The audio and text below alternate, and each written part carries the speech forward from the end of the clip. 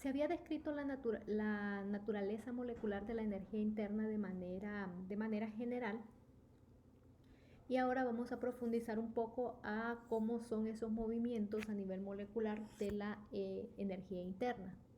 Esta imagen ya se había mostrado, y podemos ver que entrando en detalle, la energía interna tiene su aporte cinético y su aporte de energía potencial, energía cinética y energía potencial. La energía cinética está relacionada exactamente con el movimiento de los átomos y de las moléculas dentro de nuestro sistema, y la energía potencial a nivel molecular está relacionada con las fuerzas intermoleculares que existen en los diferentes sistemas, sean estos líquidos, sólidos o gaseosos. La primera está relacionada con el movimiento molecular, cuando las moléculas y los átomos se trasladan de un sitio a otro.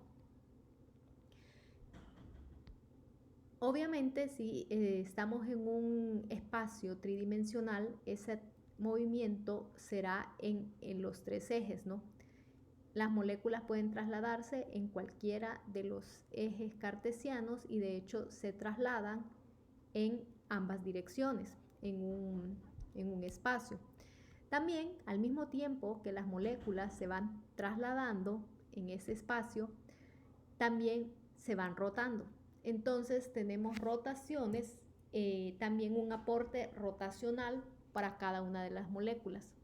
Cuando las moléculas se van rotando al mismo tiempo que se van trasladando, que se van rotando, y también se encuentran vibrando. Aquí hacen la simulación de que vibran como si fuese un resorte. Entonces esos son movimientos vibracionales que se encuentran entre las moléculas. Pueden ver que esto de rotación está relacionado con las moléculas que se unen, que están unidas prácticamente por enlaces covalentes, y la vibración es la vibración que existe entre todos los enlaces de cada una de las moléculas. La parte de traslación corresponde a todas las moléculas. Finalmente, también, además de que pueden observar que vamos de una escala mayor a una menor. Comenzamos con la traslación de toda la molécula, luego la rotación de cada uno de los átomos que conforman esa molécula, la vibración que tienen entre sí esos átomos, y el movimiento. Ahora pasamos un poco más al interior de esa estructura molecular, y vemos los electrones. Cómo los electrones se están trasladando también genera una energía cinética por su movimiento alrededor del núcleo. Hay unas energías que son de reposo, que le llaman de reposo, que son las del spin electrón y el spin nuclear, que están básicamente relacionadas con ese movimiento de spin que poseen los átomos. Matemáticamente, eso a nivel cualitativo. A nivel cuantitativo, podemos hacer una interpretación de la energía interna de una molécula. Por eso aparece aquí, es la energía interna molar. Tendríamos acá la parte de traslación, de rotación, vibración, la parte electrónica que se acaba de mencionar, electrónica, la intermolecular, que esta es lo que les menciono, va directamente relacionada con la energía potencial de las moléculas, y una energía interna de reposo. Si yo estoy interesada en determinar la energía interna molar en un momento específico de un cúmulo de moléculas, tendría que evaluar todas estas energías internas en cada una de esas etapas, y la suma de todo eso corresponde a su energía interna. La energía de traslación, tendríamos que definir a qué equivale, o sea, qué valor numérico puedo sustituir ahí. Lo mismo en rotación. Lo que sí pueden ver es que tanto la traslacional como la rotacional ocurren en un eje de 3 dimensiones, o sea que están moviéndose en todos esos ejes. Si tenemos un sistema que no posee reacciones químicas ni temperaturas extremadamente elevadas, podemos decir que la energía electrónica molar es constante. Vamos a ver que estas energías electrónicas el rango de energía que tenemos para saltar de un nivel energético al próximo, al más próximo, es mucha. Entonces podemos considerar que todo este valor con temperaturas relativamente no tan elevadas, o sea, de miles de Kelvin, puede mantenerse constante. Para el caso de los gases, tenemos todo esto involucra para líquidos, y para el caso de los gases se utiliza un teorema específico que es el teorema de equipartición, que está basado en la estadística, en la mecánica estadística o la termodinámica estadística, básicamente en la mecánica estadística. Entonces no vamos a profundizar en este teorema, sino que solo vamos a utilizar la conclusión del teorema. Y la conclusión de ese teorema es que la energía molecular interna equivale a un medio de KT. Esa K es la constante de Boltzmann, que es la constante que describe la energía por molécula que nosotros podemos tener o por partícula. Ese teorema de equipartición, ese es el aporte que hace en un sentido, en cada sentido de mi sistema tridimensional. De manera que si él se mueve en las 3 dimensiones, ese aporte tiene que ser multiplicado por 3 o sumar un medio 3 veces.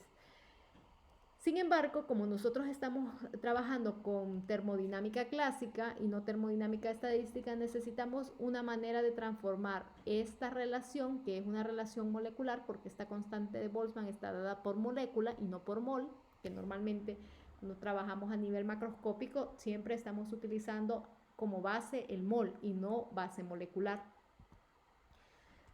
Para eso vamos a hacer algún cambio en la parte de la energía que aplica, que sería la traslacional y la rotacional, que son las que están involucrados los tres ejes cartesianos.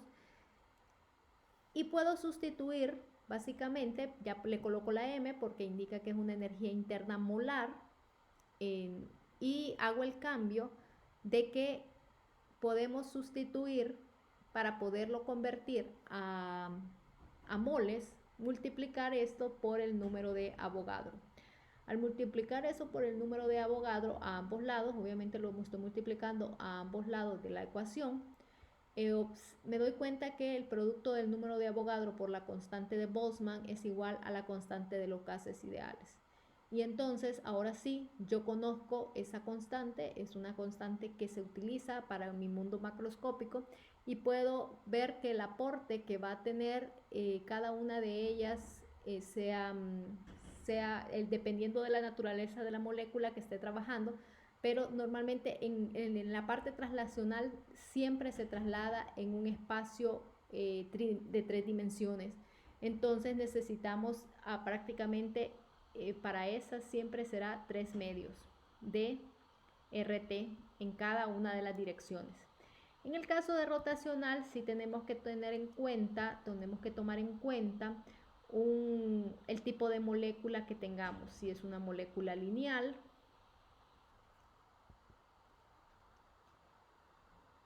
si tenemos una molécula lineal o si tenemos una molécula que sea no lineal. Obviamente, para que ya sea una molécula lineal o no lineal, estamos hablando de moléculas poliatómicas.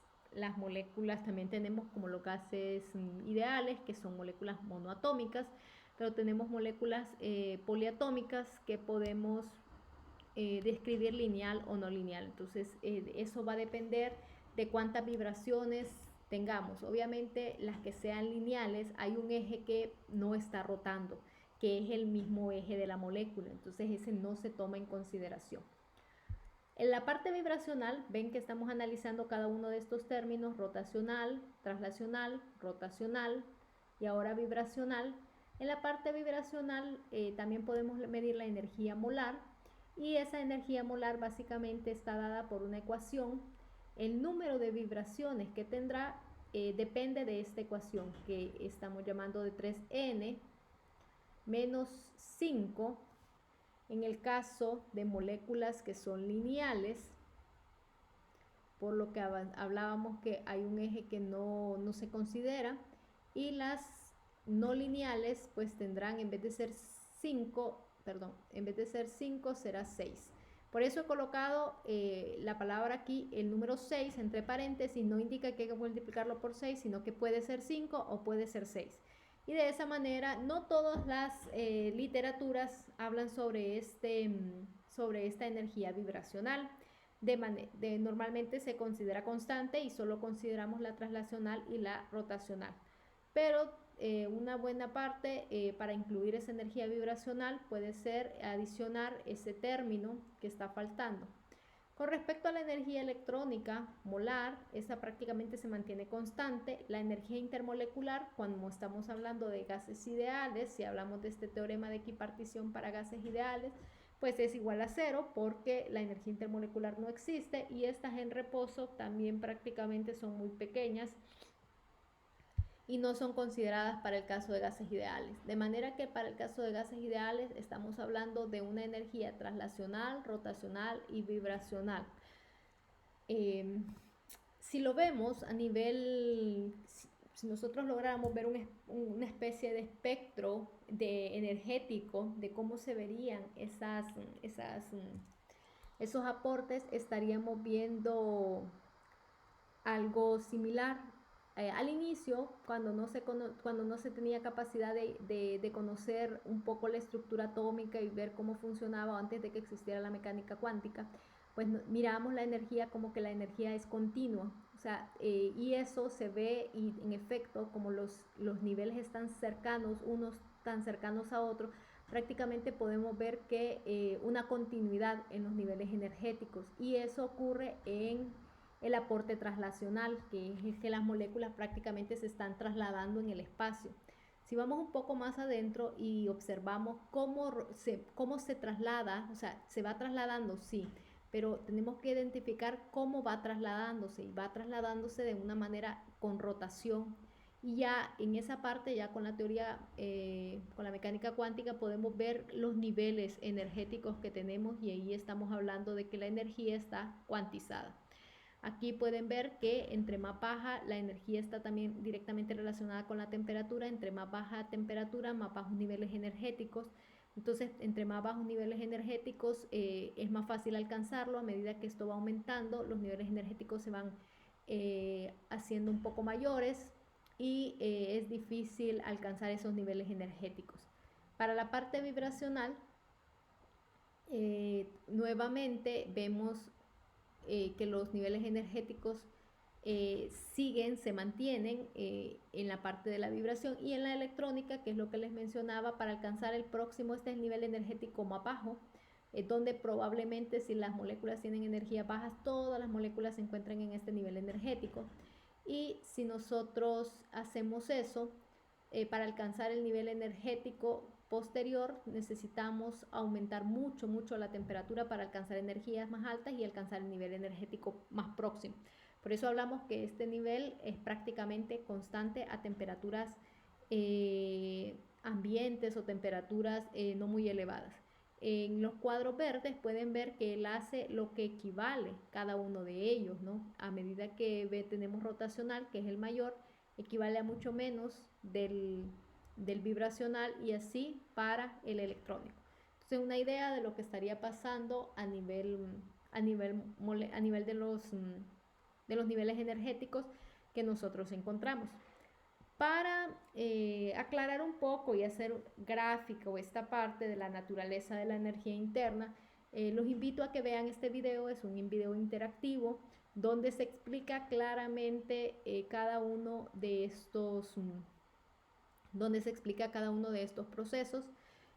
Pueden verlo, está disponible en su página virtual, y con este video, si quedaron algunas dudas con respecto a cómo estimar o cómo se mueven esas moléculas trasladándose, rotándose o vibrando, esas dudas quedarán despejadas.